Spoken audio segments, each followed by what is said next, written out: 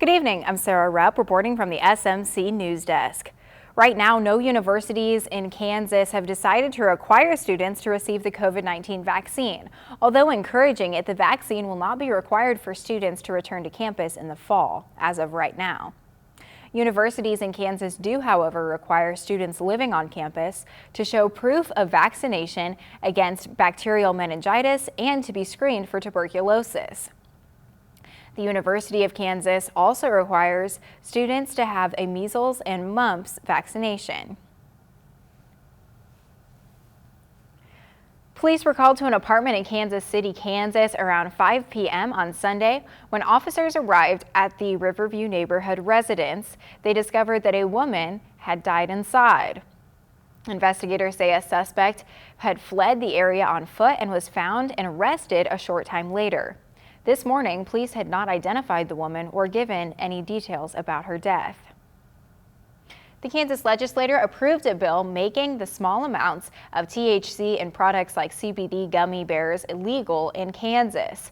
For years now, products with small amounts of THC have been easy to find on the shelves of stores in Kansas, but sellers were operating in a legal gray zone, according to Kelly Ripple. She is a lobbyist for the cannabis industry and said that it will make sure that businesses and individuals who are participating in the program and doing things the right way are protected. About the bill. THC is the compound found in cannabis that can get the user high if used in large enough doses. When in products such as CBD gummy candies, there is only an extremely small amount of the drug in there. Around 3 a.m. on Sunday, there was a shooting reported near Douglas Avenue and Oliver Street in Wichita, Kansas. A Wichita police officer, Trevor Macy, said that a 20-year-old man was found dead in the backyard of a home, and 3 other victims were taken to a hospital with non-life-threatening injuries. They have since been released. The home where the shooting happened was being rented out as an Airbnb at the time of the incident. 2 Overland Park police officers alleged discrimination in a lawsuit. These 2 female officers alleged that the department was discriminating against them when it repeatedly passed over them for promotions in favor of younger and less experienced men.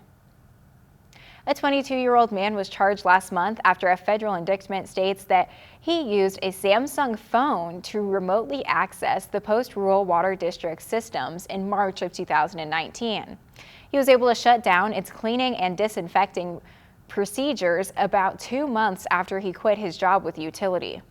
He was able to highlight the difficulty smaller utilities face in protecting against hackers. However, his attorney didn't respond back to the Kansas City Star's request for a comment, and the post-rock utility officials declined to provide further details. Police are seeking a suspect following a shooting of 2, and 1 was fatal. Hutchinson police say that officers were on patrol around 1:30 a.m. in the area and heard a volley of gunshots. As they went to search the area, someone called 911 to report the shooting.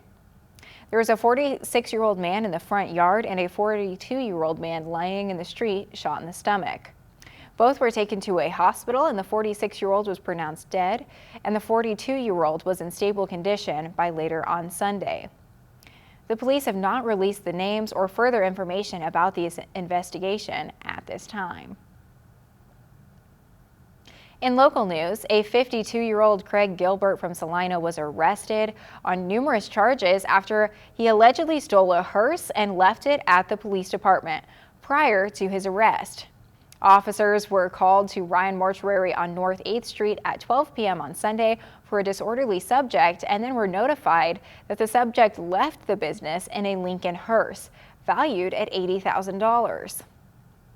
The vehicle was later found parked on the north side of the police department, just off of West Elm Street. The hearse was returned to Ryan Mortuary with no damage, and the 52-year-old charges include felony theft, criminal trespassing, and driving on an expired driver's license. A 27-year-old Salina man was taken into custody on Saturday after officers were sent to the Kohl's parking lot on South 9th Street around 8 p.m. The man was passed out in a vehicle, and a drug-sniffing canine indicated that there was a presence of illegal narcotics inside. The search turned up 1.67 pounds of meth and multiple digital scales, along with other paraphernalia. The charges requested against the man include possession of methamphetamine with intent to distribute, possession of drug paraphernalia with the intent to distribute, as well as possession of drug paraphernalia, unlawful possession of drug proceeds, and no drug tax stamp. Salina's Kenwood Cove Aquatic Park is preparing to reopen for the summer. The pool is planning on reopening starting May 29th, and it will be open from Monday through Saturday, 12:30 p.m. until 7 p.m., and on Sunday, 12:30 p.m. to 6 p.m. Some special pool policies will be put in place, which includes a midday break from 3:15 until 4, where everyone will be asked to leave the water so staff can deep clean the facility. All staff and patrons will wear masks unless participating in activities, and social distancing will be enforced. Staff will disinfect high-touch areas throughout the day, and the entrance and the exit of the park will be in separate locations. The water walking and swim programs will still be available on the weekdays in the mornings and in the evenings. 15 bales of hay in a field were destroyed when a fire got out of hand. On Sunday at about 1:50 p.m. on East Lapsley Road, Rural Fire District Number 2 and Saline County Sheriff's deputies responded to the blaze. The investigation to the fire finds that individuals had been fishing at a pond nearby and started a fire in a fire pit. However, the high wind caused embers to fly west into a field, and the fire quickly spread from there. There was over $1,000 in loss. For the second time in 3 weeks, an ATV was stolen from a maintenance facility in a Salina park. A green 450 Polaris ATV and a leaf blower were stolen from the maintenance shed at Billbrook Park on East Crawford. Both items belong to the city of Salina. On Sunday morning at about 8:40 a.m., an employee noticed that the garage door was open and that the property was missing. The employee stated that the building was locked up when she left at 9 p.m. on Saturday night. The total loss is estimated to be about $2,400, which includes the damage to the door where entry was made.